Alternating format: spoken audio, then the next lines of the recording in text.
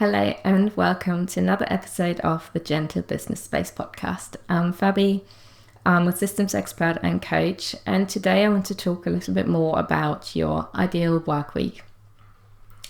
What caused me to bring this topic up into today's episode was a post that I saw recently around somebody sharing a post, something around steal my ideal work week calendar schedule. And there's nothing wrong with that as such, but it somehow annoyed me because I know that a few years ago when I was really overwhelmed and struggling, I would have 100% gone for that, thinking that this outside advice will fix all my problems. It's that full sense of productivity, of if only, well, it must work for them, so surely if I adopt that, it's going to work for me as well.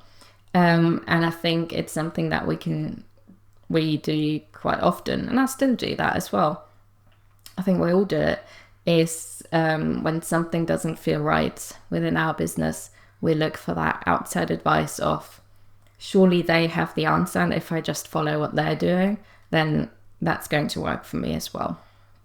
And I think especially with something like organizing ourselves and that constant pressure of if I just get myself properly organized, if I just have the ideal work week, then I'm going to be more productive.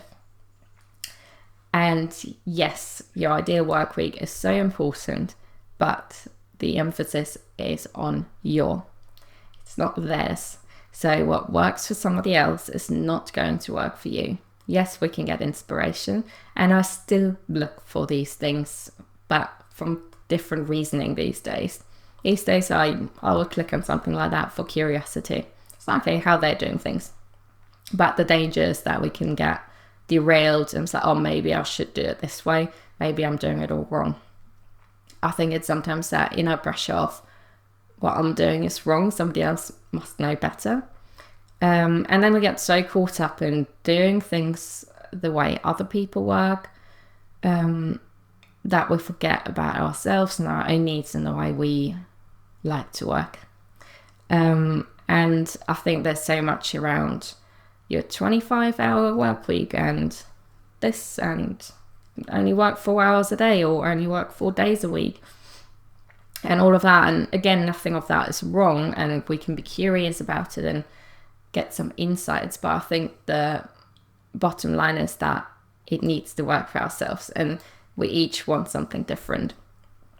So your business is different, your vision of how you want to work, your energy levels,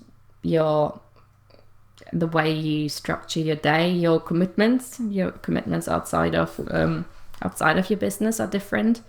So we all work differently and we all want different things. So the ideal calendar really needs to represent that. So from myself, it's still ongoing. I haven't completely figured it out yet. I'm still working on my ideal work week calendar. It's improved majorly over the years, but it's also an ongoing process. It's not nothing that ever finishes because we develop, we change the way we're working, we change where we are within our lives. Our life phases change. And our work calendar is going to represent that. So now I can't tell you this is how you need to structure your week to be successful. That's not going to work. And I think the bottom line is that we need to come back to what's your version of an easeful week, what feels right. And developing that takes a little bit of time. It takes tweaking, takes a little bit of trial and error. As I said, I've been working on mine for a while. I change things all the time because I try out, okay, maybe I just talked in a different podcast around batching. So sometimes it's around, trying out, okay, this time slot for appointments, this is for client work, this is for working on my business, getting that balance right. And then I try it for a few weeks and then maybe it doesn't feel right. And a lot of the time, what I still notice is that we overschedule, that we put too much into our week. And I do that all the time as well. So it's trial and error of noticing, okay, what feels right? And most importantly as well, how do you feel? How's your energy around that? So, I don't know, running a workshop or running a workshop on a Friday afternoon. Maybe that sounds really great in theory. Maybe that's even what some clients wanted. And you try it and you notice, okay, no, actually Friday afternoons, my energy is really, really low. That doesn't work for me. Same thing as batching. Again, I talk about this in a different podcast episode. But maybe there's this, maybe batching on a Tuesday. Maybe that feels really right. That's the right spot for it. But also having the flexibility to maybe move that if something comes up on a Tuesday. So creating our calendar with a little bit of space, and really being clear on what do we need to put in our calendar.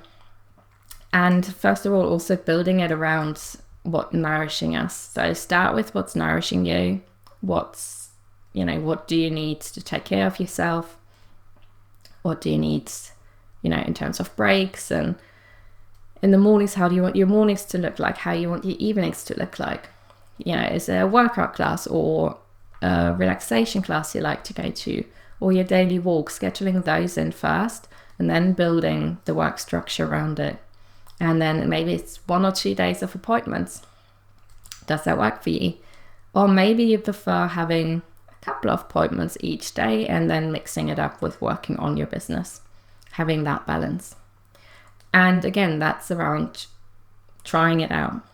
It's around maybe batching a few things, tasks and appointments, creating a little bit more space, letting go of some tasks, and then allowing yourself time with that. So it doesn't happen overnight.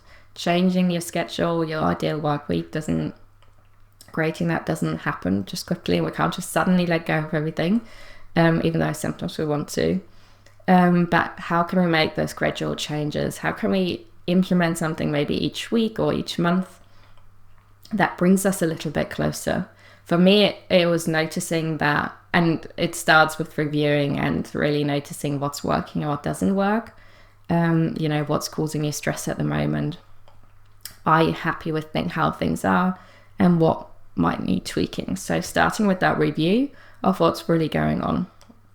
How do things feel? Do you regularly burn out because it's really stressful and your weeks are just too packed?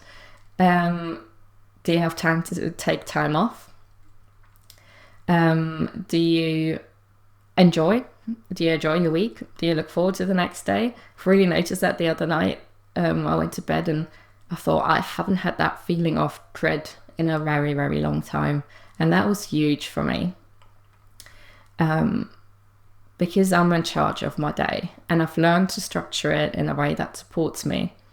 And that might not be conventional, but there is pressure of you should be working how many hours a day.